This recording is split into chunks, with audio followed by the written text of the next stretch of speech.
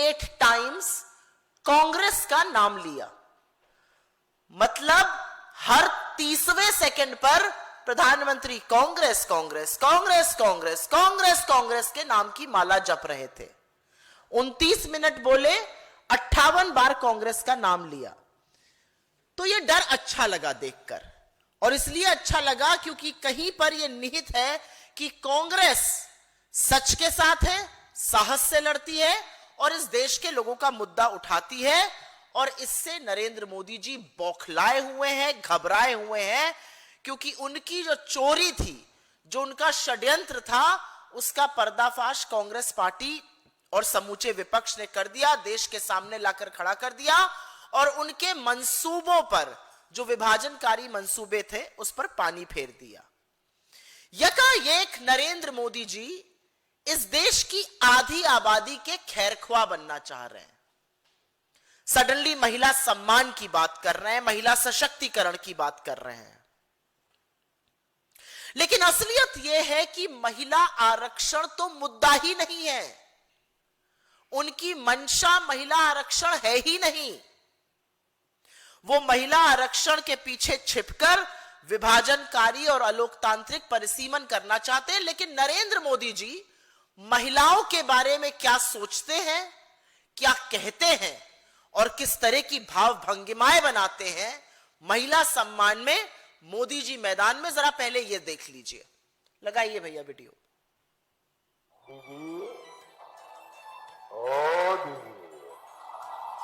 इस देश में कभी किसी ने 50 करोड़ की गर्लफ्रेंड देखी है? 50 करोड़ की गर्लफ्रेंड। रेणुका जी को कुछ मत कीजिए। रामायण सीरियल के बाद ऐसी हंसी सुनने का आज सौभाग्य मिला।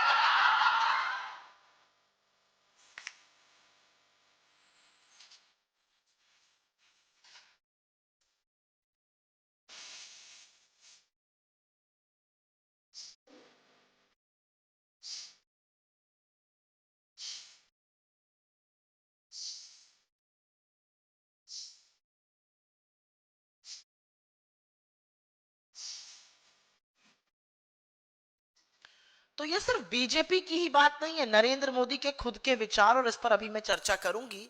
लेकिन क्योंकि महिला आरक्षण को ढाल बनाकर घड़ियाली आंसू बहाने की नाकाम कोशिश नरेंद्र मोदी जी कर रहे हैं, एक तस्वीर देखिए आप और इस तस्वीर की कहानी समझिए।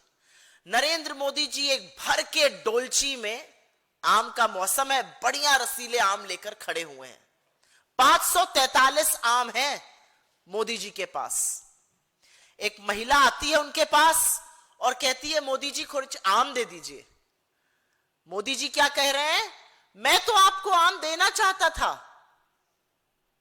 लेकिन जब नई डोलची आएगी तब आपको आम मिलेगा। इस डोलची में से आपको आम नहीं मिलेगा क्योंकि ऑपोजिशन ने मना कर दिया है।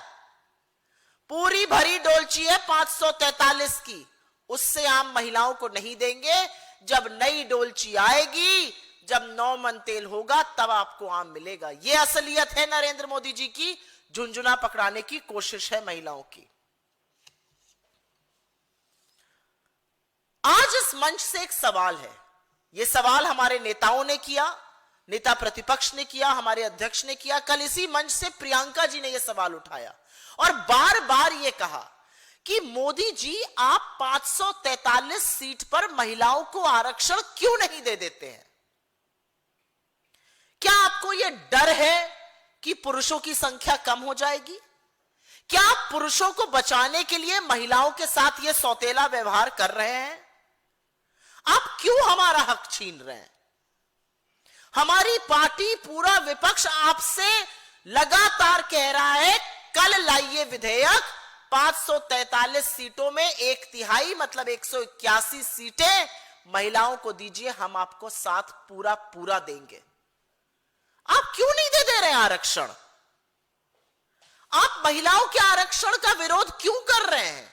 आप महिलाओं के आरक्षण में अड़ंगा क्यों बन रहे हैं? और आपको क्या लगता है, महिलाएं आपकी चालबाजी नहीं समझ रही हैं? महिलाएं ये नहीं समझ रही हैं कि पुरुषों को बचाने के लिए आप उनके हक से उनको वंचित कर रहे हैं और फिर खुद घड़ियाली आंसू बहाकर स्वांग रच रहे हैं? अगर आप महिला आरक्षण देना चाहते हैं तो कल लाइए विधेयक, सब मिलकर पारित करेंगे। 181 सीटें 543 की लोकसभा में रिजर्व की जाएंगी। तो असलियत तो यह है कि महिला आरक्षण बिल हारा ही नहीं है, वो तो संविधान का हिस्सा है। आप बात को गोल गोल गोल गोल घुमाने में लगे हुए हैं। असलियत यह है कि 2023 का जो महिला आरक्षण, जो नारी वंदन अभिनंदन जो बिल था, वो संविधान का हिस्सा है। 21 सितंबर 2023 को सर्वसम्मति से देश के सदन ने उसको पारित किया है। आपने उसमें कंडीशन लगाई है, वो कंडीशन हटा दीजिए। महिलाओं को उनका हक दीजिए। महिलाओं के आरक्षण में रोड़ा मत बनिए, महिलाओं के आरक्षण में अड़ंगा मत डालिए। दिखाइए ईमानदारी और दीजिए आरक्षण जो आप नहीं कर रहे हैं। कितना सिंपल है। आपके पास एक डोलची में 543 आम है, महिलाएं खड़ी है, दे दीजिए उनको 181 आम। जब नई डोलची आएगी, जब नए और ज्यादा आम आएंगे, तब मैं बांटूंगा। क्यों कंडीशन लगा रहे हैं आप? क्यों रोड़ा बन रहे हैं आप? क्यों महिलाओं को उनका हक नहीं दे रहे हैं आप? आपने लेकिन एक बात बिल्कुल सच कही। We can go back to the Congress background. आपने एक बात बिल्कुल सच कही। आपने कल कहा महिला अपना अपमान नहीं भूलती है, और यह आपसे बेहतर कौन जान सकता है, क्योंकि यह सच है। जब जब इस देश में महिलाओं का तिरस्कार हुआ है, आपकी नाक के नीचे हुआ है, उनके साथ अत्याचार हुआ है, उनका शोषण हुआ है, उनका अपमान हुआ है, आपने चुप्पी साधी रही है और आपने खड़े होने का काम परपेट्रेटर ऑफ द क्राइम, जो दरिंदा है, जो हैवानियत करता है, उसके साथ खड़े रहने का काम किया है। आइए गिनाते हैं आपको। मणिपुर की 2 बेटियों को आदमखोरों की भीड़ ने नोचा, आप चुप रहे। हाथरस में एक गुड़िया को 2:30 बजे रात को केरोसिन डालकर जला दिया गया, आप चुप रहे। उन्नाव में आपके एमएलए ने बेटी के साथ सामूहिक बलात्कार किया, उसके परिवार की हत्या की, आप चुप रहे। लखीमपुर में आपके नेता ने निर्वाचित महिला का चीरहरण किया, आप चुप रहे।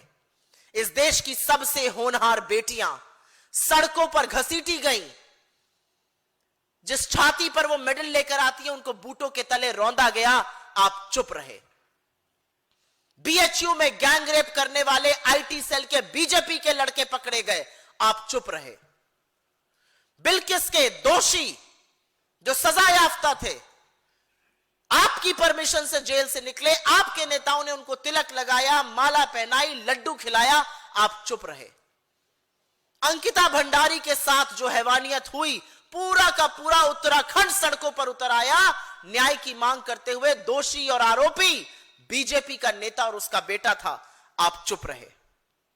आप किस मुंह से महिला सम्मान की बात करते हैं?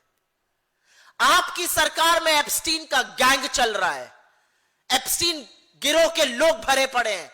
उस दरिंदे से संबंध रखने वाले लोग, हरदीप पुरी जैसे लोगों को आप मंत्री पद से हटा नहीं पा रहे हैं। और असलियत तो यह है कि जो डेटा अवेलेबल है, जो चीजें अवेलेबल है पब्लिक स्पेस में, आप खुद उस दरिंदे से सलाह और मशवरा कर रहे थे।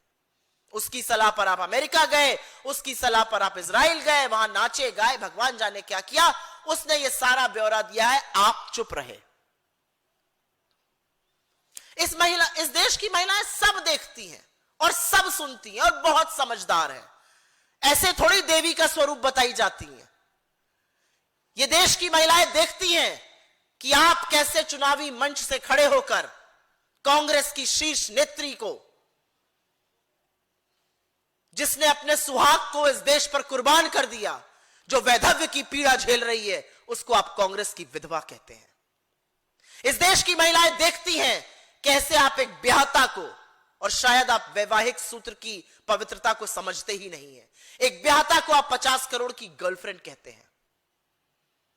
कैसे आप एक महिला सांसद की तुलना शूर्पणखा से करते हैं।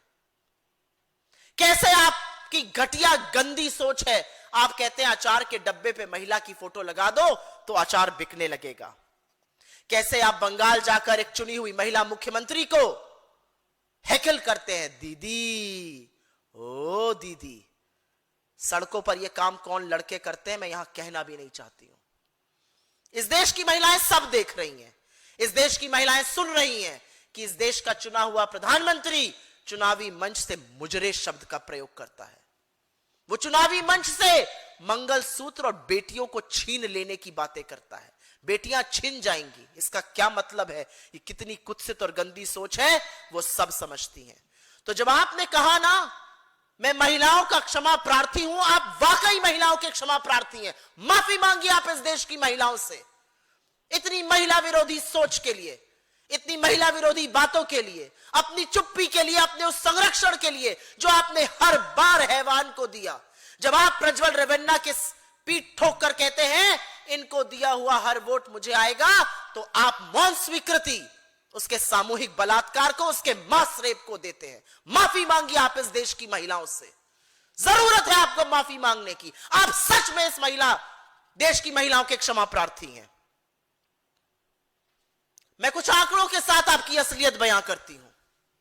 ये आंकड़े मेरे पास हैं, ये सरकारी आंकड़े हैं, ये अकाट्य तथ्य है, और आपकी असलियत में महिला सम्मान और महिला आरक्षण पर यहीं पर खोलती हूं। आपकी आंखों के नीचे 2,13,000 जो क्राइम अगेंस्ट वुमेन थे वो बढ़कर 4,48,000 से ज्यादा हो गए। रेप के मामले 22,000 से बढ़कर 31,000 हो गए। किडनैपिंग और अबडक्शन बढ़ रहा है। आपकी 240 सांसदों में से मात्र 31 महिलाएं हैं, 12.9%, जो इस संसद के एवरेज 13.6% से कम है। आपके विधायक 1654 विधायक हैं आपके इस देश में, जिसमें से मात्र 164 ओनली 9.9% महिलाएं हैं। यह आपकी असलियत है। आपके 21 मुख्यमंत्री हैं, बमुश्किल एक महिला मुख्यमंत्री है। आपके 72 मंत्री हैं केंद्र सरकार में, मात्र 7 महिलाएं हैं, 10% से कम। और असलियत यह है कि आपके लॉ मेकर्स में से 5 पर सीरियस रेप के मामले हैं, और उनमें से कुछ तो गृह मंत्रालय के छोटे जूनियर मंत्री बने रहे। असलियत यह है कि आपके 54 एमपी और एमएलएज सीरियस क्राइम जिसमें हत्या और बलात्कार के मामले हैं, उनका नाम वहां पर अंकित है। तो महिला सम्मान की और महिला सम्मान के पीछे छिपने का कुत्सित शकुनी चाल आप कतई मत चलिए। यह आपकी असलियत है महिलाओं को लेकर। मैं आपकी झुंझलाहट समझ सकती हूं। पहली बार आपके करियर में आपको मुंह की खानी पड़ी सदन के अंदर। आप एक बिल लाए और 1990 के बाद पहली बार एक संशोधन, संविधान का संशोधन बिल 1990 के बाद पहली बार लोकसभा में गिर गया, और 2002 जो पोटा बिल था राज्यसभा में गिरा था, उसके बाद अब यह बिल गिर गया। मैं आपकी झुंझलाहट समझ सकती हूं, लेकिन आपको भी समझना होगा कि आप जब विभाजनकारी अलोकतांत्रिक काम करेगा, जो आप परिसीमन के माध्यम से करना चाह रहे थे, जो आप जातिगत जनगणना से बचकर करना चाह रहे थे, आपको समूचा विपक्ष ऐसे ही हराएगा, क्योंकि यही ये देश चाहता है। आप पानी पी पी कर कांग्रेस को कोस रहे थे। 58 बार आपने कांग्रेस का नाम लिया। मुझे तो लग रहा था कि अगर मोदी जी के पास कांग्रेस पर बोलने को ना हो तो बेचारे बोलेंगे क्या। सदन में तो कांग्रेस के नाम की माला जपते हैं, चुनावी मंच पर तो सिर्फ कांग्रेस ही को याद करते हैं, और राष्ट्र के नाम संदेश देने जब आप आए तो उसमें भी आप कांग्रेस को ही गरिया रहे। मतलब कांग्रेस को जब आप पानी पी पी कर बोल रहे थे तो शायद आप ये भूल गए कि पंचायती राज में जिन निर्वाचित महिलाओं का आप जिक्र कर रहे हैं वो कांग्रेस पार्टी की देन है, राजीव गांधी जी की देन है। 73वां और 74वां अमेंडमेंट हम लाए, जिससे ग्राम पंचायत, ब्लॉक पंचायतों में, जिला पंचायतों में महिलाओं के लिए 33% आरक्षण हुआ। 15 लाख निर्वाचित महिलाएं, जिनकी संख्या मुझे खुशी है ये कहते हुए आज 40% है। यह कांग्रेस पार्टी की उपलब्धि है। और आपका सच कितना सिया है ये तो सभी लोग जानते हैं। 1989 में राजीव जी लोकल बॉडीज में महिला आरक्षण का बिल पेश करते हैं। सदन में उसके खिलाफ वोट कौन करता है? नरेंद्र मोदी के पुरखे, बीजेपी के दिग्गज नेता लाल कृष्ण आडवाणी जी, अटल बिहारी वाजपेयी जी, जसवंत सिंह जी, राम जेठमलानी जी। यह आपका सच है। आपने कहा और आपके लोग प्रदर्शन कर रहे हैं, कांग्रेस ने क्यों नहीं कर दिया यह बिल? कांग्रेस ने यह बिल किया। 2010 में हमने यह बिल राज्यसभा में, जहां पर हमारे पास नंबर थे, हमने पारित कराया। हमने यह बिल पारित कराया, लेकिन लोकसभा में हमारी घटक दल की सरकार थी, वहां पारित नहीं हो पाया। यह बिल एबियंस में था। इस बिल को आप तुरंत रिवाइव कर सकते थे। राहुल जी ने आपको चिट्ठी लिखी थी। आपके पास 2014 और 19 में प्रचंड बहुमत था। अगर आप महिला आरक्षण ले आते और 543 में महिलाओं को आरक्षण देते, तो आज दो लोकसभा 19 और 24 में 33% महिलाएं होती। सारे राज्यों के चुनाव उसके बाद हुए, हर विधानसभा में महिलाएं होती, महिलाओं की तूती बोलती। तो इधर उधर की बात मत कीजिए।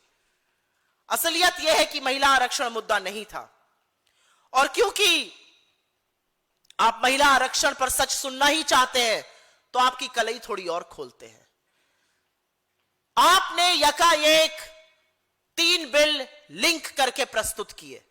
आप महिला आरक्षण के पीछे छिपकर परिसीमन करना चाहते थे, और असलियत यह है कि जो महिला आरक्षण 21 सितंबर 2023 को सर्वसम्मति से पारित हुआ, उसको अधिसूचित करने का काम, नोटिफाई करने का काम आपने 16 अप्रैल 2026 रात को 9:55 पे किया। 30 महीने तक आपने महिला आरक्षण को नोटिफाई तक नहीं किया। यह आपकी सीरियसनेस है, क्योंकि आपकी मंशा ही नहीं थी कभी महिला आरक्षण देने की। यह असलियत है। अगर आपकी मंशा होती तो आप महिलाओं को आरक्षण कब का दे चुके होते, और पूरा विपक्ष आपके साथ होता। मैं तो कह रही हूं, अभी भी मौका नहीं चूका है। 543 की वो आम की टोकरी लाइए, 181 आम महिलाओं को दीजिए। ये उनका हक है, ये किसी पुरुष का हक वो मार नहीं रही है। इससे पहले कि मैं परिसीमन पर बात करूं, आपकी कलई और खुली, और इसलिए और खुली क्योंकि आपने कोई आम राय नहीं बनाई। 3 चिट्ठियां आपको लिखी गई, 29 अप्रैल के बाद मीटिंग कर लो। लेकिन माय वे और द हाईवे, तुगलकी फरमान आपका, नहीं जी हम तो अभी करेंगे। मुंह की खाई आपने। और महिला आरक्षण नहीं हारा है, मैं फिर कहूंगी, आपका परिसीमन जो आप थोपना चाहते थे इस देश पर, वो हारा है। आप कितने पिछड़ी महिलाओं के विरोधी हैं, इस बार ये देश ने वो भी देख लिया। आप अपने आप को किसी भी जाति का कहते रहिए। अरे आप 12 साल से प्रधानमंत्री हैं, उसके पहले 12 साल मुख्यमंत्री थे, उसके पहले विदेशों की यात्रा, America, France, London, Switzerland, Australia, Malaysia, भगवान जाने कहां कहां घूमते थे। अब यह अलग बात है कि उस समय आप कहते थे कि मैं बड़ा गरीब था। ईश्वर देश में सबको ऐसी गुर्बत दे कि अमेरिका में बैठकर मैं अपनी कहानी सुनाऊं कि मैं कितना गरीब था।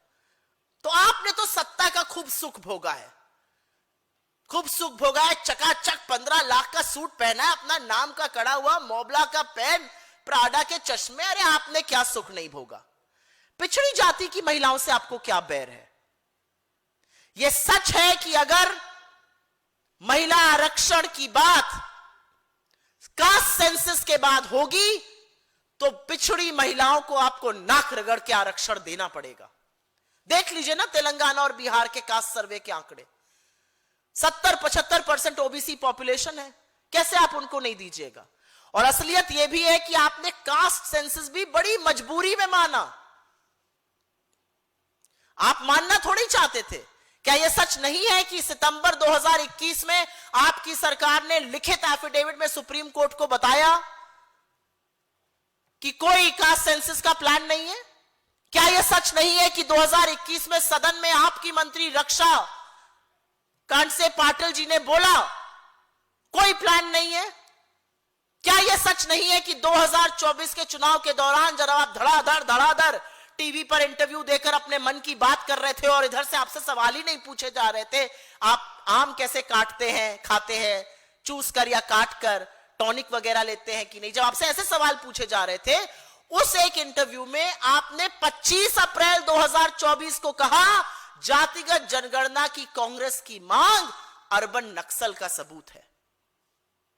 और फिर 28 अप्रैल को भला हो राहुल गांधी जी का और कांग्रेस पार्टी का, आपको नाक रगड़ के 28 अप्रैल 2025, ठीक 1 साल बाद, आपको जातिगत जनगणना की मांग माननी पड़ी और अब जनगणना हो रही है, तो आ जाने दीजिए ना आंकड़े।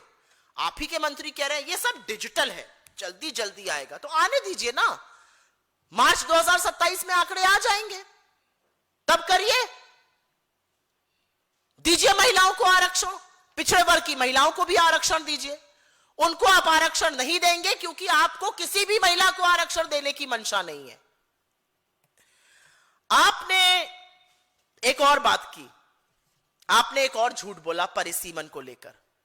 कल आपने बोला हम तो तैयार थे, प्रपोर्शन में सीटें बढ़ती, 50% बढ़ाने वाले थे। यह बात आप टीवी पर कह रहे हैं और अमित शाह रैली में कह रहे हैं। जो कानून आया था उसमें यह बात क्यों नहीं लिखी थी? क्यों नहीं आपने यह बात लिखी? आपसे समझदार लोग इस देश के प्रधानमंत्री बने हैं, उन्होंने माना कि इस बात को मत कुरे दिए। मैं एक आंकड़े के साथ आपको बता देती हूं, 50% भी बढ़ेगा तो क्या होगा। केरला की 20 सीटें हैं, उत्तर प्रदेश की 80 हैं। अभी केरला और उत्तर प्रदेश में 60 सीटों का अंतर है। 50% जो कानून का हिस्सा नहीं है, आप कह रहे हैं केरला की 30 हो जाएंगी, उत्तर प्रदेश की 120 हो जाएंगी, 60 का अंतर बढ़ के 90 हो जाएगा। इसीलिए प्रोपोर्शनेट रिप्रेजेंटेशन साउथ का 24.3% से घटकर 20% के आसपास आ जाएगा। और इसीलिए नॉर्थ ईस्टर्न स्टेट्स, छोटे राज्य, साउथ के दक्षिण के जो राज्य थे वो आशंकित थे, भयभीत थे और वो नहीं चाहते थे कि इस तरह का सौतेला व्यवहार उनके साथ हो। आपने कहा हमारी बात मान लेते। आपकी कौन सी बात मान लेते? आपने तो गारंटी दी थी ना 15 लाख बैंक अकाउंट में डालने की, सब लोग इंतजार कर रहे हैं। आपकी गारंटी थी ना 2 करोड़ रोजगार हर साल बनेंगे, बेरोजगारों पर आप लाठी चला रहे हैं। आपने गारंटी दी थी ना कि 100 स्मार्ट सिटी बनेंगी, एक नहीं बनी। आपने गारंटी दी थी ना कि रुपया और डॉलर एक पर आ जाएगा, रुपया को 95 पहुंचा दिया, शतक लगवाने वाले हैं।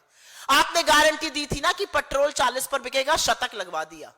आप तो किसानों की आय दुगनी करने की गारंटी देकर बैठे हुए 2022 में, अभी तक नहीं हुई, 4 साल बीत गए। किसानों को अपने हाल पर छोड़ने का, जिस तरह से प्रदर्शन में 750 किसानों की मौत हुई, उसके जिम्मेदार आप हैं। तो आपकी किस गारंटी पर भरोसा किया जाए? एक बड़ा विरोधाभास दिख रहा है।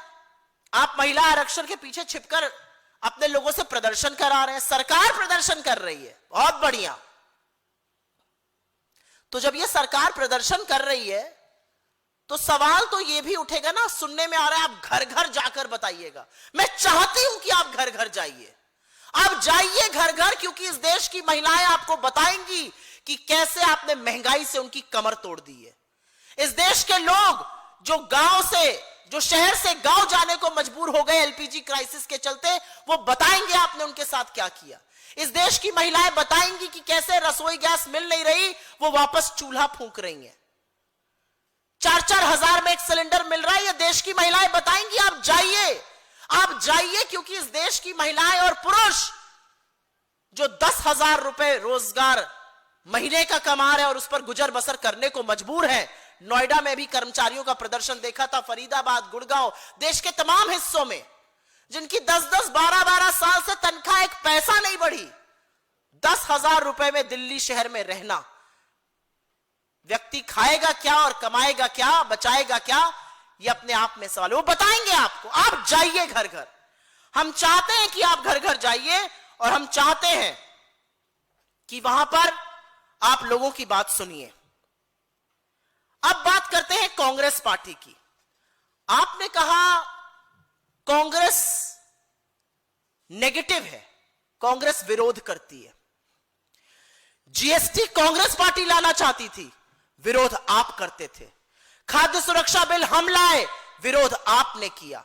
हमारी स्कीमों का नाम बदलकर, नो फ्रिल्स अकाउंट का नाम बदलकर जनधन कर लेना आपका रिफॉर्म नहीं है। आधार हम लाए, आपने उस पर प्रोपेगेंडा करने की कोशिश करी। आपने ऐसा कौन सा रिफॉर्म किया है पिछले 12 सालों में जिससे इस देश का भला हुआ हो?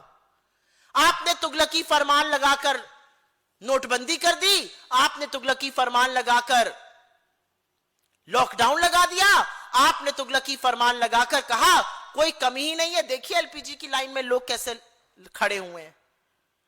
तो सवाल इस बात का है कि आपने ऐसा क्या किया, और कांग्रेस को जब आप कोसते हैं तो यह बात जरूर पूछी जाएगी कि कांग्रेस ने जो ढांचा तैयार किया, जिस महिला आरक्षण की भी आज आप बात करने की कोशिश कर रहे हैं, वो कांग्रेस की बनाई हुई नींव पर है। आप कांग्रेस पार्टी को कोसते हैं। और एक सवाल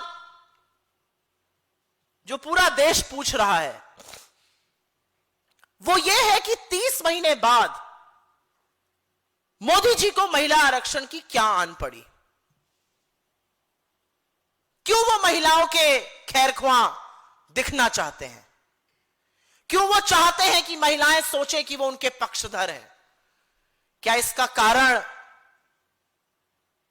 जो उनके प्रशंसक रह चुके, जो उनके समर्थक रह चुके लोग जो उन पर लांछन लगा रहे हैं वो तो नहीं है? क्यों मजबूरी है यह साबित करने की कि मैं महिला विरोधी नहीं हूं? यह मैं आपके विवेक पर और जनता के विवेक पर छोड़ देती हूं। लेकिन परिसीमन की जहां तक बात है, मोदी जी पूरी तरह से समझ चुके हैं कि यह देश किसी भी कीमत पर अपना विभाजन नहीं होने देगा।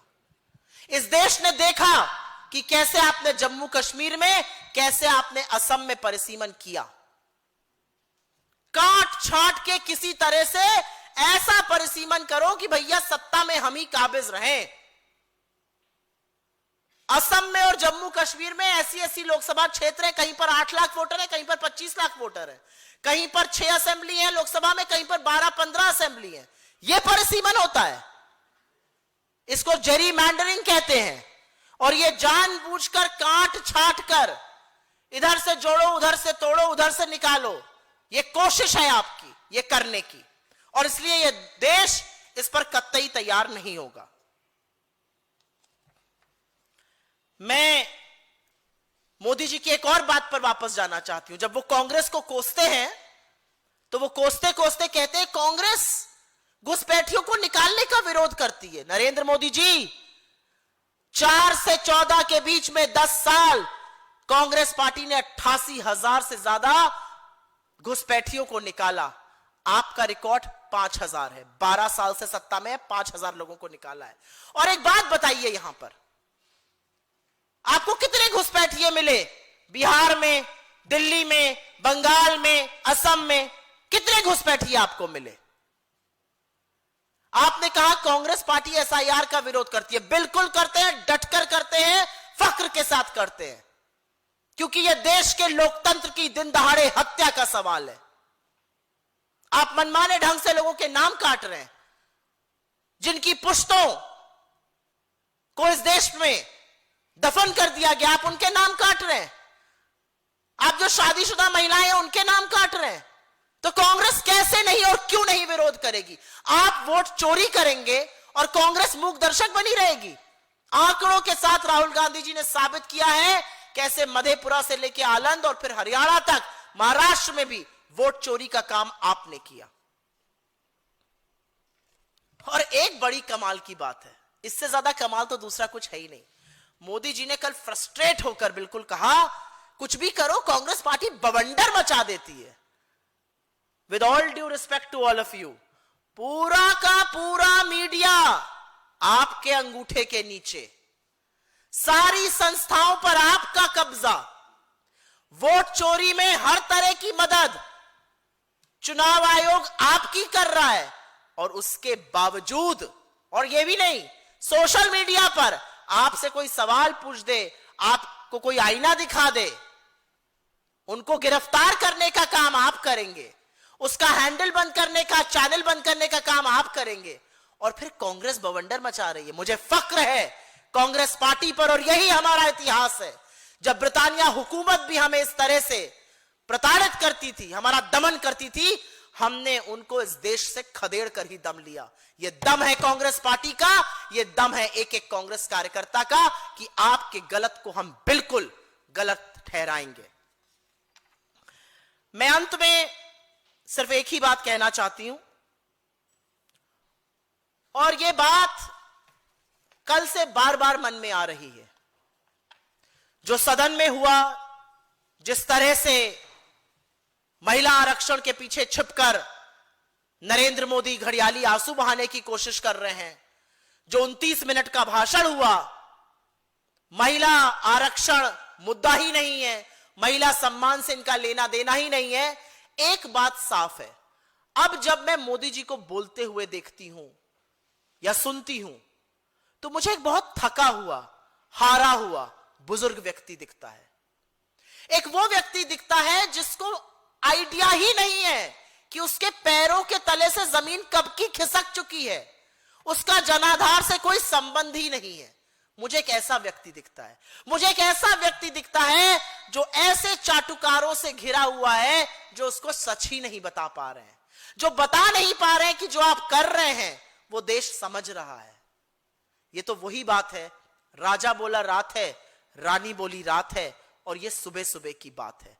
आज नरेंद्र मोदी उस राजा की तरह हैं जिसको कोई सच बता ही नहीं पा रहा है। That's the reality. I will very, very briefly make a statement in English. I saw the Prime Minister speak for 29 minutes while he addressed the nation yesterday. He named the Congress party 58 times, which is once every 30 seconds. I like it. I like it because the Congress stands for the truth, the Congress stands for all the people in this country, and which is why it is very, very important that the Prime Minister remembers that the Congress will checkmate him, will keep him in check, will rein him in. It tells you how frustrated he is. It tells you how miscalculated his gamble and his adventure was. It tells you that Mr. Modi was caught with his hand in the cookie jar because the issue was not of women reservation. The issue was flawed and undemocratic delimitation and his attempt to walk away from the caste census. I'm going to put a picture right behind you. This is a picture. This picture has Mr. Modi, and he has a basket full of 543 mangoes. When a woman walks up to him and asks for mangoes, the Prime Minister says, no, I cannot give you mangoes from this, even though they are kept here. I will first plant this tree. When it will bear mangoes, then I will give you. So when this 543 becomes 850, only then will I give you mangoes. Otherwise, I won't give you mangoes. That's the story. Mr. Narendra Modi himself is the biggest impediment, is stalling women's reservation single-handedly. Because the opposition has said it in absolutely clear terms. Bring women's reservation on 543 Lok Sabha seats tomorrow in the House and we will support you. No if, no but. 543 Lok Sabha seats, we will help you reserve 181 out of them for women. If you are true about it, if you're honest about it, bring it. But he will not. Because this has never been about women's reservation. The reality is that the women's reservation bill that was passed unanimously on the 21st of September 2023 was notified by this government. On the 16th of April 2026 at 9:55 p.m., the debate to amend that amendment had begun, and after that the notification happened. That's the seriousness on women's reservation. And how dare the Prime Minister speak about women's respect? He's the same Prime Minister who calls a married woman 50 crore girlfriend. He's the same Prime Minister who calls a respected political leader somebody who's bearing the loss of her martyred husband, Congress's widow. He's the same Prime Minister who goes to Bengal and heckles a democratically elected Chief Minister. He's the same Prime Minister who keeps quiet when crime against women happen. He's the same Prime Minister who says, if you put a picture of a woman on a pickle box, that will sell more. He's the same Prime Minister who uses the words like Mujra and Mangal Sutra from the stage. He's the same Prime Minister who keeps quiet when women are molested and raped in Manipur, when a girl is molested and raped in Hathras, Unnao, Lakhimpur, he stands with the perpetrator of the crime constantly. Whether it's Prajwal Revanna or Brij Bhushan or Kuldeep Singh Sengar, he constantly stands with perpetrators of those crimes. He is the same Prime Minister who keeps quiet when those who killed and raped in the Bilkis Bano case are released, are felicitated. He's the same Prime Minister who keeps quiet when Ankita Bhandari is brutally murdered and entire Uttarakhand is out on the streets.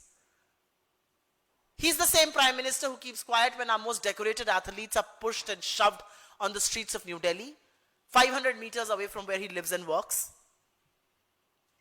He's the same Prime Minister who keeps quiet and supports Jeffrey Epstein's friend Hardeep Puri in his cabinet, and keeps quiet when allegations are raised that he was also taking advice from Jeffrey Epstein. This is the Prime Minister. So you really think that the Prime Minister believes in women's empowerment and women's respect and all of that? When he says women do not forget being disrespected, yes, they don't. They will not forget any of those things that I have mentioned. But I do understand his frustration. This is the first time he's seen a loss like that, a loss of face. His bill has been defeated. This is the first time, by the way, since 1990 that a constitutional amendment bill has been defeated in the Lok Sabha, and the first in 2002, the Pota bill, which was defeated in the Rajya Sabha. But what does the Prime Minister do?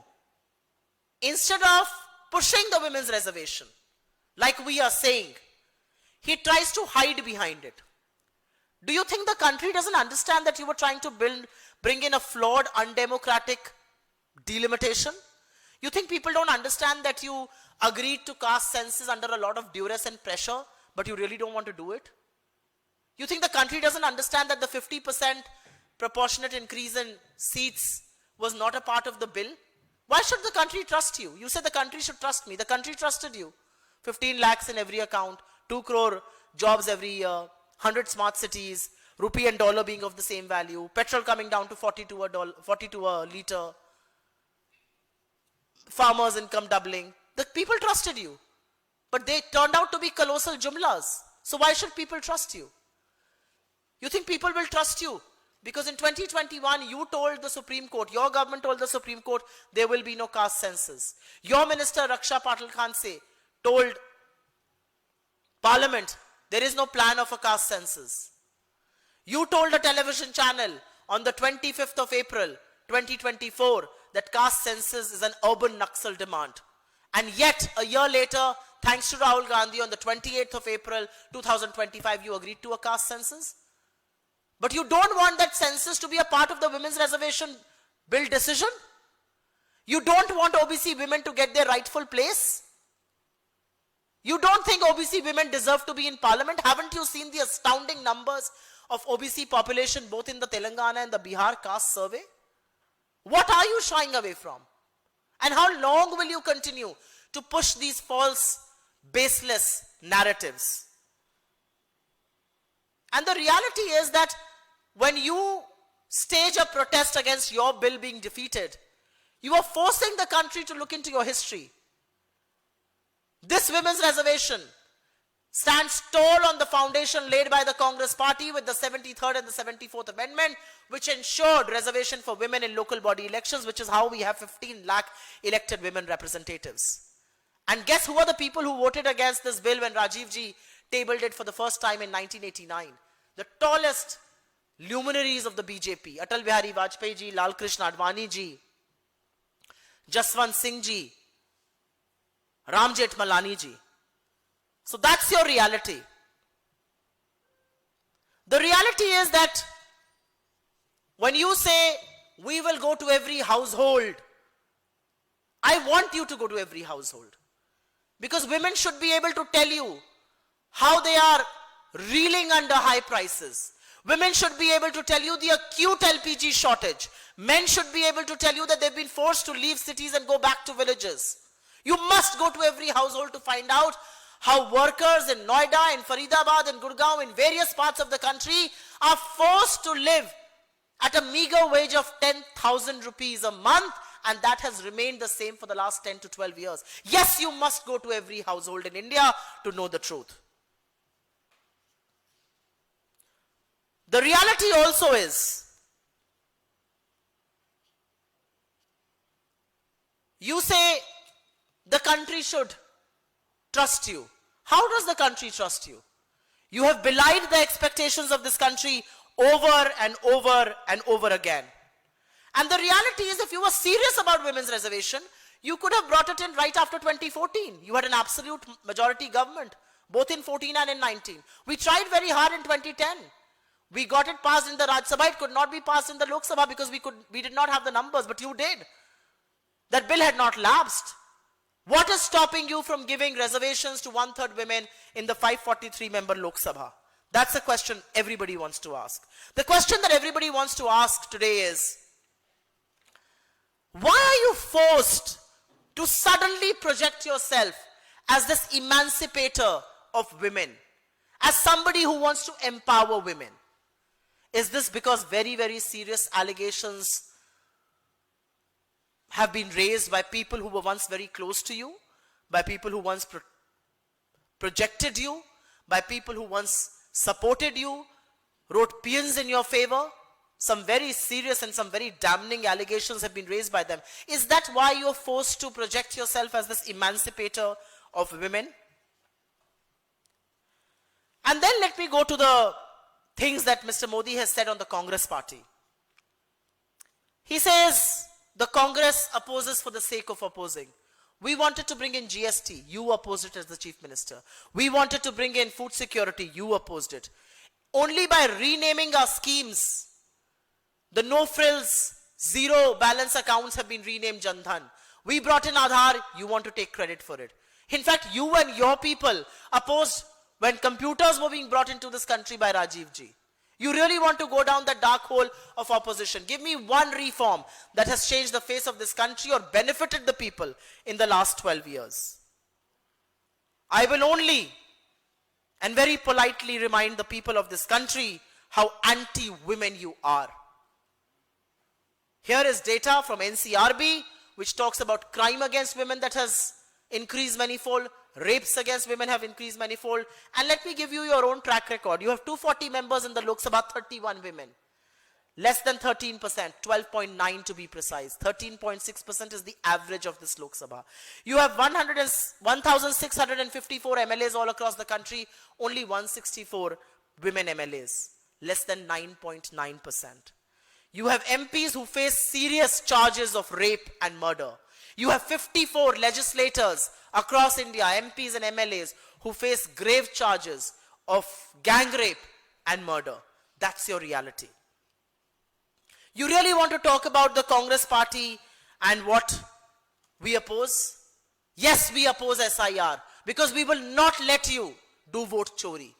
Yes, we oppose the way you are denying people their right, their simple democratic right to vote, and we will oppose it tooth and nail. We have opposed it with data. Rahul ji has put forward before this country, Madhepura, Aland, Haryana, Maharashtra, state after state, how you have systematically gone and eroded the right of people to vote.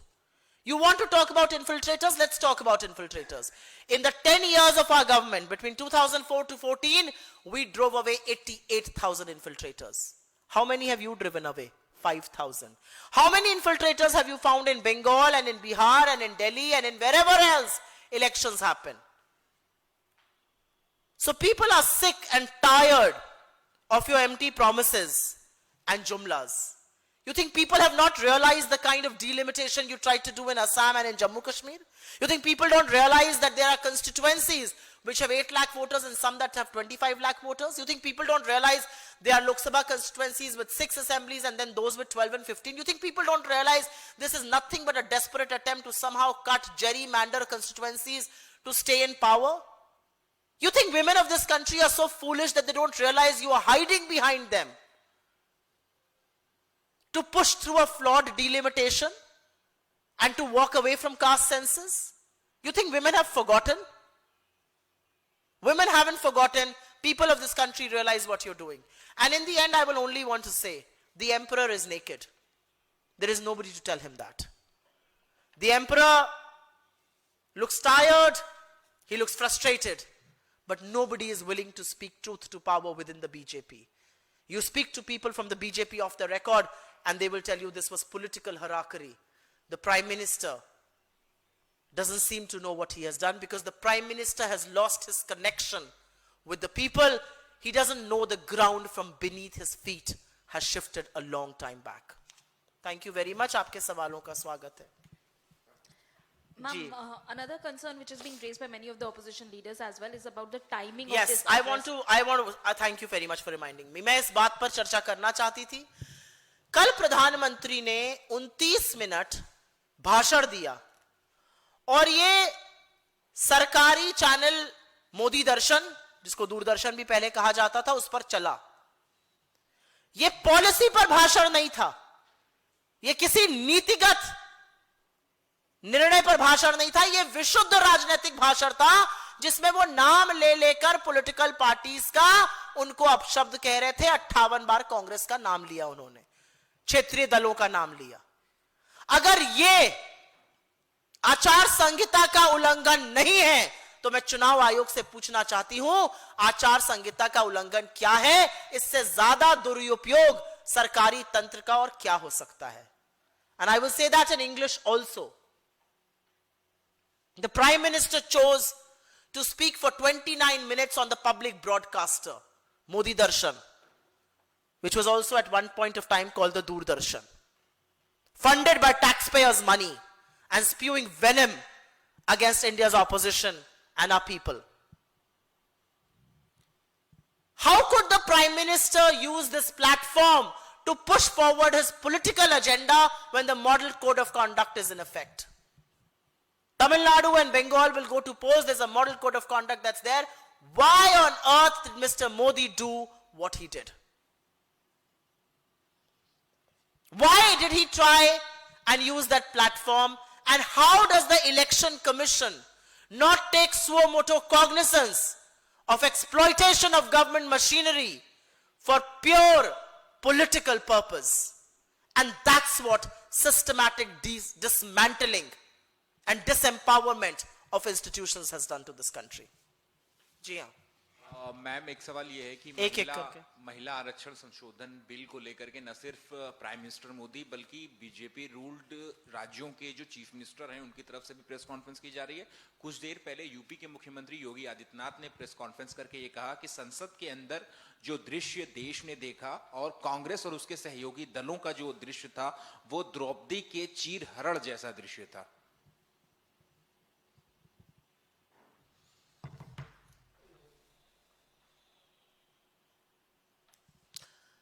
Yogi Adityanath ji इस देश के सबसे ज्यादा आबादी वाले सूबे के मुख्यमंत्री हैं.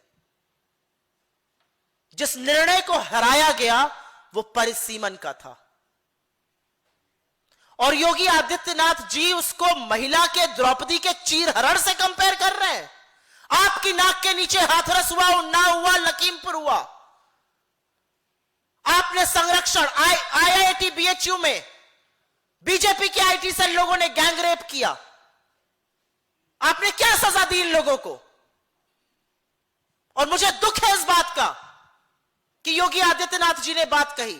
मुझे दुख है इस बात का कि नरेंद्र मोदी जी इस देश के प्रधानमंत्री हैं और उन्होंने कल अपने भाषण में 2 बार एक शब्द का प्रयोग किया, भ्रूण हत्या.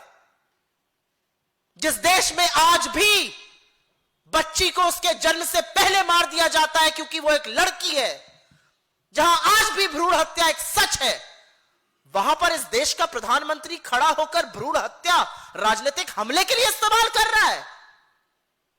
इससे ज्यादा हल्की, इससे ज्यादा सस्ती, इससे ज्यादा छिछली और क्या बात हो सकती है? इससे ज्यादा हल्की और क्या बात हो सकती है कि योगी आदित्यनाथ जी जो 10 साल पहले तक महिला आरक्षण का विरोध करते थे और अभी थोड़ी देर में उनका वीडियो चला भी दूंगी यहां पर, वो इतनी हल्की और सस्ती बात कर रहे हैं. द्रौपदी का जब चीरहरण हुआ था ना, तो उस अन्याय के खिलाफ श्री कृष्ण ने उनकी चीर बढ़ा दी थी. एक बात याद रखिएगा, महिला अबला नहीं है, महिला अपने हक को समझती है, जानती है। वो सब देख रही है, जिन शब्दों का आप प्रयोग कर रहे हैं, जो नौटंकी आप कर रहे हैं, जो महिलाओं का आप शोषण कर रहे हैं, और जिस तरह से आप महिलाओं के पीछे छिपकर अपना विभाजनकारी एजेंडा चलाना चाहते हैं, महिलाएं सब जानती हैं। I am just looking for that video and I will give it to my team to play it so that people know कि किसने उस वक्त क्या कहा था। जी आप पूछिए सवाल। मैम, मणिपुर से मैं एक सवाल पूछना चाहूंगा। मणिपुर में फिलहाल जो स्थिति है वहां पे शटडाउन है जो if my team can hear me just send me the Yogi Adityanath video please. जी हाँ, मणिपुर में एक बार फिर जो है शटडाउन की स्थिति है, वहां पे सभी दुकानें सड़कें बंद हैं। जिस तरह से बॉम्ब ब्लास्ट हुआ और उसके बाद आरोपियों की गिरफ्तारी की मांग एक कम्युनिटी वहां कर रही है, किस तरह से मणिपुर की स्थिति को आप देख पा रही हैं इस समय और क्या सरकार से मांग करेंगी? मणिपुर इस देश का हिस्सा है। मणिपुर 3.5 साल से जल रहा है।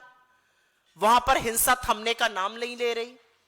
वहां पर पहले मुख्यमंत्री को 2-2.5 साल हटाया नहीं गया, फिर राष्ट्रपति शासन लागू हुआ, फिर एक मुख्यमंत्री काबिज किए गए, लेकिन हिंसा नहीं रुक रही है, हिंसा नहीं थम रही है। और हिंसा का सबसे ज्यादा कीमत महिलाएं अदा करती हैं।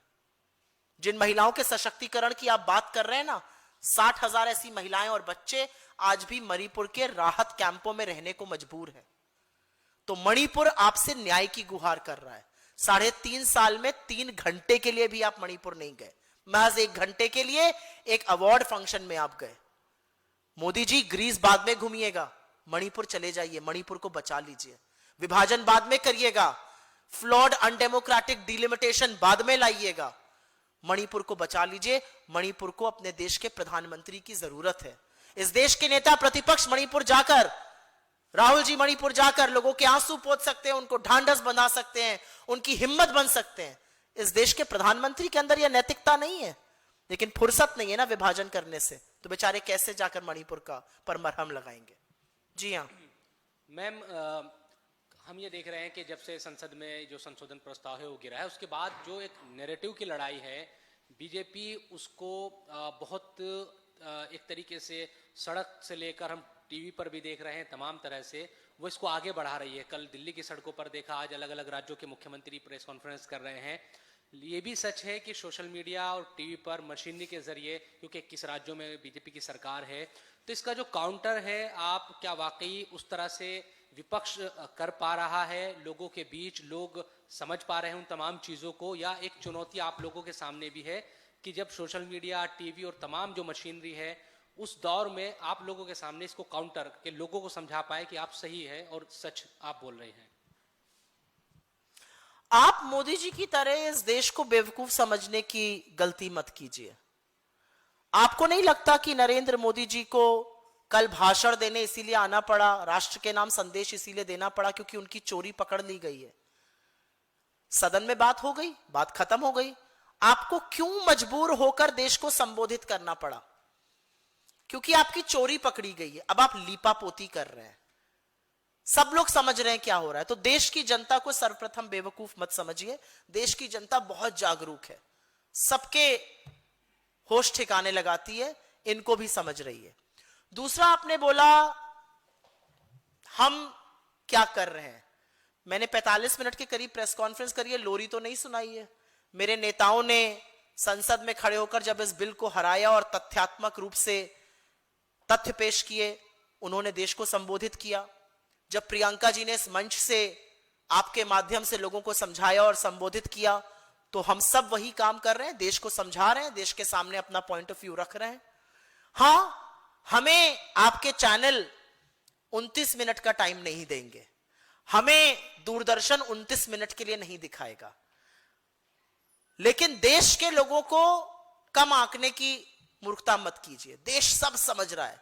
यह नैरेटिव की लड़ाई नहीं है, इनका नैरेटिव वर्सेस हमारा नैरेटिव।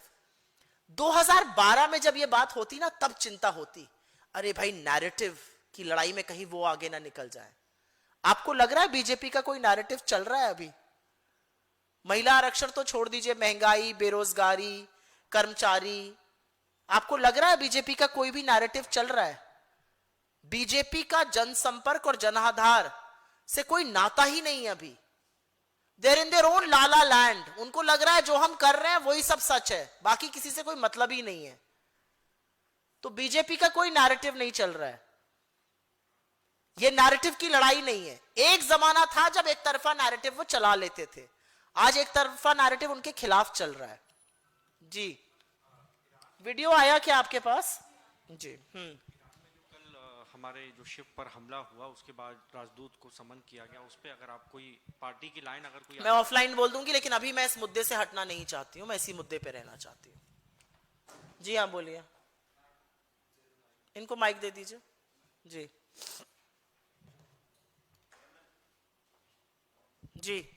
मैं तेजपाल सिंह, मेरा सवाल ये है कि ये जो महिला बिल पर जितना बीजेपी कह रही है कि हम घर घर जाके महिलाओं को समझाएंगे, मैं ध्यान दीजिए, ये कह रहे हैं कि घर घर जाकर हम मैं आप ही के लिए वीडियो निकाल रही हूँ, घर घर जाके समझाएंगे और आपकी बात सुन रही हूँ तो पूरी। मेरा सवाल है किन महिलाओं को जाकर समझाएंगे? क्योंकि इनका रिकॉर्ड बताता है कि इन्होंने बसंती तांगे वाली, रैम वॉक पर चलने वाली उन महिलाओं को सदन भेजा। जब गांव में हमारे परिवार की महिलाएं, हमारी माँ बहन जो है जिनके चेहरे काले पड़ गए, वो तो ओबीसी SC ST में जब कास्ट सेंसर होता उसके बाद नंबर आता, उनका तो नंबर लाया नहीं। इसका मतलब इन्हें दर्द मलाल इस बात का है कि अपनी मनपसंद महिलाओं को नहीं भेज पाएंगे। नहीं, देखिए, मैं महिलाओं पर टिप्पणी नहीं करती हूँ। मुझे ऐसा लगता है हर महिला का सम्मान होना चाहिए, चाहे वो गांव की हो या शहर की हो, चाहे वो कामकाजी हो, चाहे वो गृहिणी हो। हर महिला सम्मान की अधिकारी है, हर महिला इज्जत की हकदार है। मैं इस बारे में जो आप कह रहे हैं उससे मैं ज्यादा तवरुक नहीं रखती हूँ। लेकिन किन महिलाओं को समझाएंगे? उन महिलाओं को समझाएंगे जो महंगाई की मार झेल रही हैं, उन महिलाओं को समझाएंगे जिनको शहरों और गांवों तक कोई गैस का सिलेंडर नहीं मिल रहा है, उन महिलाओं को समझाएंगे जिनके पति या बेटे घर लौटने को मजबूर हो गए हैं, उनके पास रहने खाने को नहीं है, फैक्ट्रियां बंद हो गई हैं गैस की किल्लत की वजह से।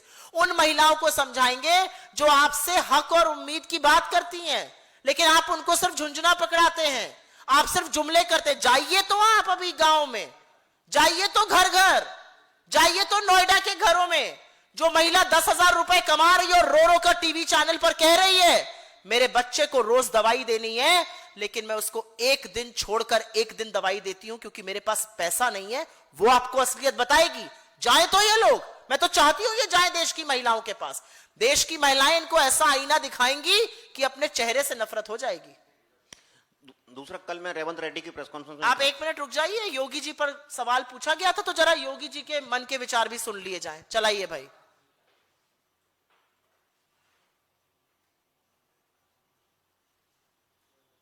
आवाज नहीं है।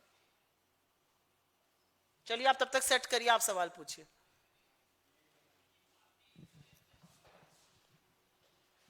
जी मैम, आपने अपने एक जवाब में कहा कि जिस चीज की हार हुई है वो है परिसीमन। पार्टी लाइन क्या कहती है मैम? क्योंकि ऐसा लगता है कि विपक्ष अभी मुद्दा ये है कि ये परिसीमन जो है वो महिला आरक्षण बिल से जोड़ के देखा जा रहा है। क्या कांग्रेस को ये लगता है कि परिसीमन अब इतने बड़े देश में समय की मांग है? क्योंकि आप लोगों का ये बार बार कहना कि नॉर्थ में चूंकि भाजपा और एनडीए मजबूत है तो परिसीमन नहीं होना चाहिए, ये अपने फायदे के लिए ऐसा कर रहे हैं। लेकिन जब आप ऐसा कहती हैं तो क्या ऐसा नहीं है कि आप लोग भाजपा और एनडीए के लिए प्रचार कर रहे हैं? कांग्रेस का एक ही मत है। मैं सवाल समझ गई आपका। कांग्रेस का एक ही मत है कि जो भी निर्णय हो वो विभाजनकारी नहीं हो सकता है। वो दक्षिण की राज्यों की, छोटे राज्यों की, पूर्वोत्तर के राज्यों की आवाज का दमन नहीं कर सकता है। और जो ये करना चाह रहे थे उससे उनकी आवाज कम होती, उनकी आवाज को स्टाइफल किया जाता, उनकी आवाज का दमन होता, उनके प्रतिनिधित्व को कम किया जाता। कांग्रेस पार्टी का स्टैंड बिल्कुल क्लियर है। आप छोटे राज्य हो, आप बड़े राज्य हो, आप हिंदी भाषी हो, आप गैर हिंदी भाषी हो, हम सबकी एक भूमिका इस देश के को चलाने में है। हम सब एकजुट होकर भारत को बनाते हैं। और मुझे लगता है जीत जो है वो इस देश की अखंडता की, एकजुटता की और एकता की हुई है। जो संघीय ढांचे पर प्रहार करने ये जा रहे थे उसकी जीत हुई है।